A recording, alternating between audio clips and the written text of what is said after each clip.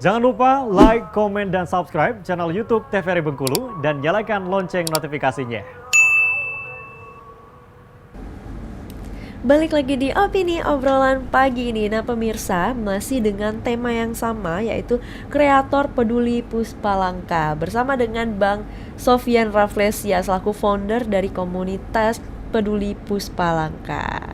Oke. Abang, tadi kita sempat membahas nih di segmen-segmen, di detik-detik akhir segmen 1 tadi mengenai bunga kibut. Yang jangan sampai pemirsa ini dan masyarakat salah sebutan lagi ya Bang ya. Jangan sampai menyebutnya dengan bunga bangkai. Oke. Nah, itu yang harus diwanti-wanti oleh masyarakat. Itu ada program yang baik untuk menggaungkan nama itu. Iya, kita pernah melakukan sosialisasi ya, sosialisasi ke sekolah-sekolah, anak-anak sekolah alam, terus sekolah SMA, anak-anak SMA, terus ada juga beberapa duta-duta wisata juga kita pernah mengisi untuk pembekalan materi untuk mereka lah, karena mereka kan kalau jadi duta wisata harus lebih banyak tahu ya. Artinya waktu itu kita udah mulai memberikan informasi supaya persepsi tentang Rafflesia sebagai bunga bangkai itu salah. Yang benar itu ya Rafflesia. Bunga bangkai itu lebih cenderung ke bunga kibut. Amorphophallus titanum. Tapi untuk saat ini bagaimana sekarang kita mulai menghilangkan pengucapan bunga bangkai untuk bunga kibut. Kita ngomong aja bunga kibut, bunga Amorphophallus titanum. Memang dia lebih cantik juga kita dengarnya kan, lebih enak lebih gitu enak, ya. Seperti bahasanya juga positif kan. Benar. Dan memang bunga ini kalau mekar memang cantik, seperti cuman karena dia mengeluarkan bau dari aroma bunganya itu yang memang kurang sedap, sehingga orang lebih cenderung menyebutnya bunga bangkai seperti itu ya. Nah, kalau kita mulai menghilangkan penyebutan bunga bangkai, kan sebaiknya kita sebut aja bunga kibut, karena kibut adalah nama lokal dari bunga bangkai ini, seperti itu. Nama ilmiahnya adalah Amorphophallus titanum. Dan sama halnya dengan Rafflesia, dia juga punya banyak jenis dari bunga Amorphophallus titanum. Oh, jadi ada macam-macam lagi macam-macam jenis, ada sekitar 30-an jenis juga bunga Amorphophallus ini. Nah, untuk di Bengkulu juga ada 5. Saya juga ini ya, kok Rafflesia di Bengkulu ada 5, kok bunga kibut ada 5 juga. Maksudnya bunga Amorphophallus, jenis Amorphophallus ini ada 5 juga. Ada Amorphophallus titanum yang barusan mekar di halaman warga di kota Bengkulu ini ya. Terus ada Amorphophallus gigas itu lebih tinggi kayak Tugu Monas, lebih tinggi sampai 5 meter macam-macam tingginya. ya. Ini kalau yang kayak gini tuh Bang, apa tuh Bang? Nah, ini Rafflesia, ini bunga Rafflesia. Kebetulan di atas posisinya ya. Ini di hutan Raja Mandare di daerah Padang Guci di Kabupaten Kaur. Nah, ini jenis-jenis Rafflesia kan. Nah, ini gadutensis. Kenapa kayak gitu tuh? Ya, kalau gadutensis memang perbedaan dengan Rafflesia jenis lain, dia tidak simetris. Itu saja fisiknya. Nah, ini yang saya bilang tadi, Hasselti yang di lebong.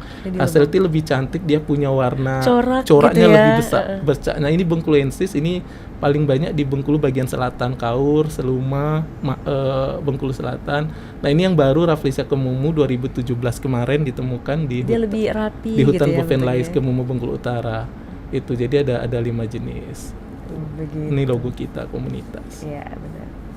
Ini macam-macam. Di setiap daerah itu punya Puspalangka yang berbeda-beda juga Bang jenisnya? Iya, ada.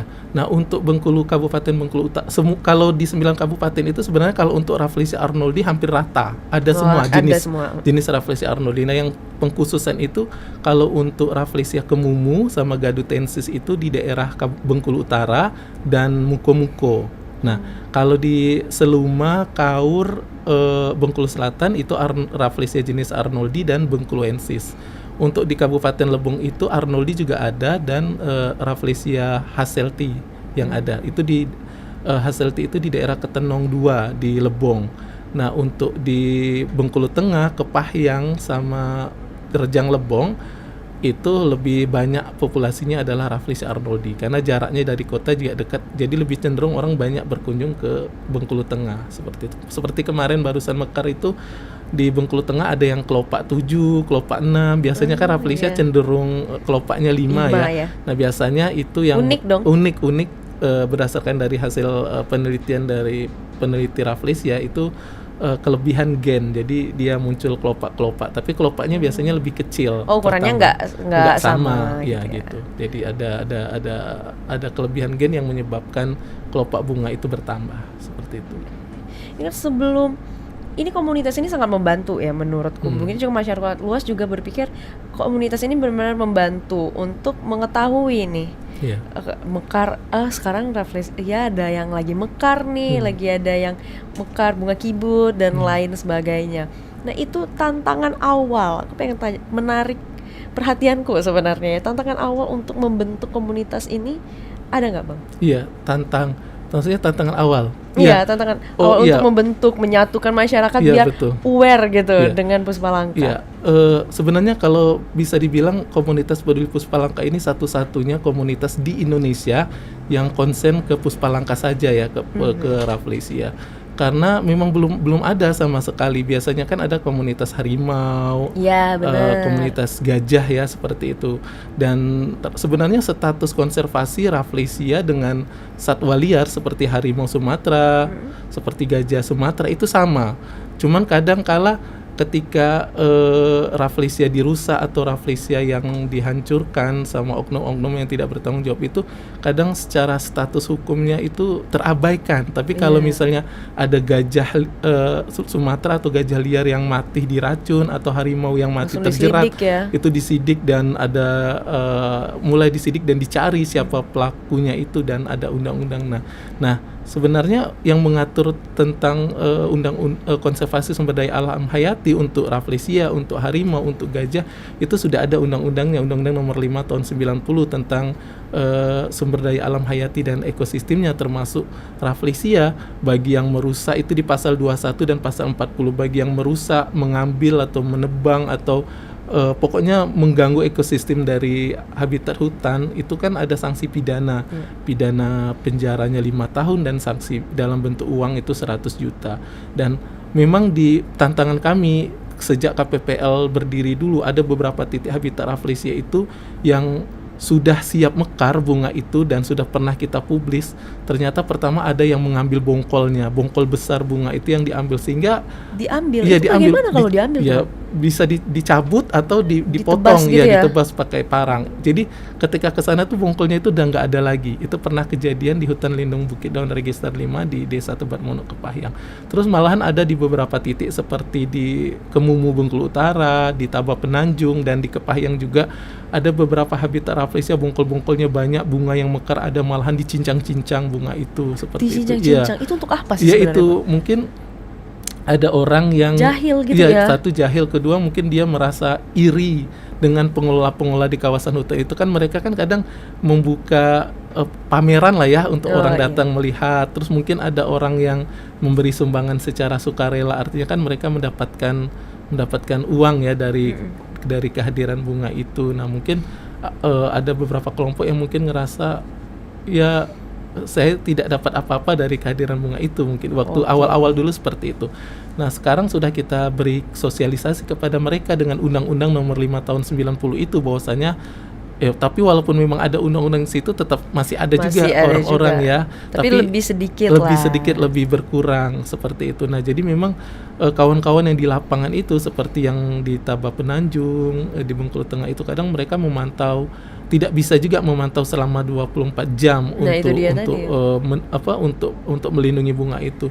Malah dulu pernah ada kejadian di daerah Tabah Penanjung itu Bengkulu Tengah itu Rafflesia itu mekar 2 nggak jauh dari jalan, bagus sekali ya. 2? Ya 2 saya sempat memfoto itu dan juga menginformasikan ke media sosial sampai ada tamu dari Jakarta waktu itu, Mas Sofyan, saya mau lihat bunga ini masih mekar masih bagus, 2 bunga sekaligus, ini unik sekali kata saya bilang kan, karena jarang terjadi kita dapat momen bunga mekar 2 sekaligus. Sepulangan kami dari sana, besoknya tamu itu datang ke lokasi itu, saya sudah kasih kontak pemandu.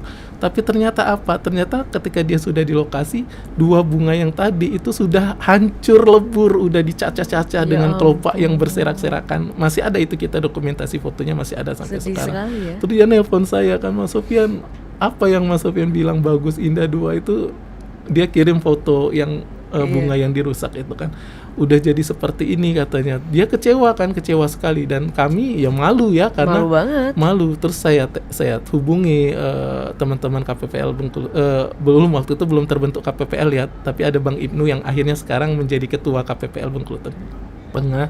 Saya bilang, Bang Ibnu, kenapa bisa terjadi seperti ini, aduh kita malu sekali. Ya maaf bang, kita juga nggak tahu karena kita nggak bisa menjaganya 24 jam seperti itu, karena ya kita maklum juga ya, mereka relawan, sukarela, artinya mereka tuh nggak mungkin terus memantau. Iya, terus memantau. Seperti Mereka itu ya. juga sebenarnya nggak dapat apa-apa juga sih dari ini, cuman karena kepedulian mereka terhadap bunga inilah yang sampai sekarang mereka masih berkomitmen untuk terus menjaga dan melestarikan bunga ini gitu. Oke, baik abang, kita jeda sebentar ya, Oke. nanti kita lanjutkan Oke, lagi. boleh. Pemirsa jangan kemana-mana, tetaplah bersama kami di Opini Obrolan Pagi ini.